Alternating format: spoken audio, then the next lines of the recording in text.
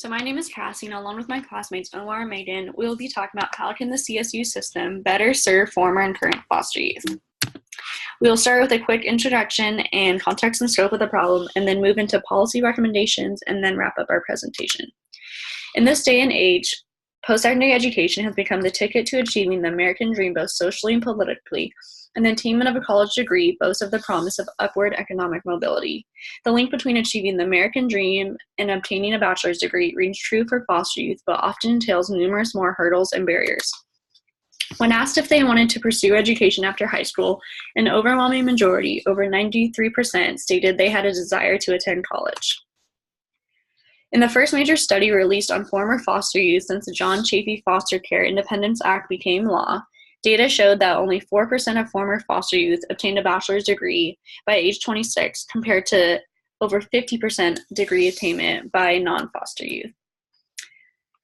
This means with over 20,000 adults aging out of foster care every year, only 600 are obtaining bachelor degrees. As practitioners with a social justice lens, we see the importance of creating and implementing policies that address areas of equity. We also recognize that not everyone else is convinced of this work. Educating former foster youth is also a matter of public interest, as the nation as a whole benefits from increased education levels of its citizens. Statistics show that with higher education levels, economic productivity and growth increase.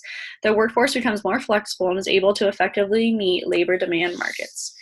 This is incredibly important to the state of California in specific. Data shows that California's higher education system is not keeping up with the changing economy and graduating enough degree earners to meet the demand for highly educated workers. If current trends persist, by the year 2030, California will be short over 1 million college graduates.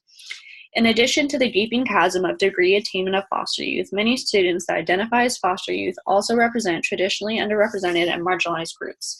In many communities, people of color, and especially males of color, are overrepresented in foster care. This overrepresentation primarily includes African Americans, Native Americans, and Latinos or Latinx students.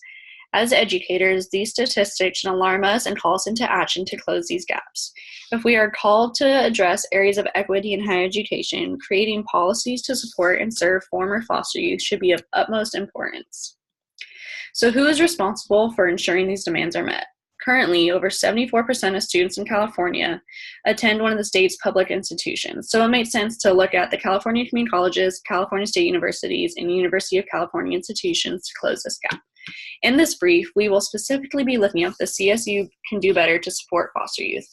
The CSU system, with its 23 campuses across California, is in a unique position to support the success of current and former foster youth.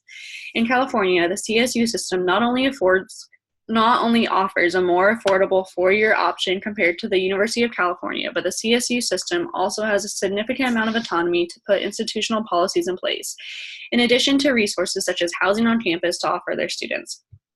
Lastly, we chose to focus on the CSU system because so many of our policy recommendations and ambitious goals align with the Graduation Initiative of 2025. The Graduation Initiative aims to raise graduation rates for first-time and transfer students and eliminate all equity gaps for underserved students of color and Pell Grant recipients. Post-secondary educations were not built with former and current foster youth in mind, and policies at the CSU system have only recently been established to support this population of students. Many of the policies that are currently in place only address many of the surface-level barriers that many foster youth face, and are not addressing the students from a holistic perspective. From a policy perspective, many of the current policies need to be updated and more should be added in order to best support and ensure retention and success for foster youth. In the next section, we will focus on our policy recommendations and updates to support and better serve foster youth throughout the CSU system.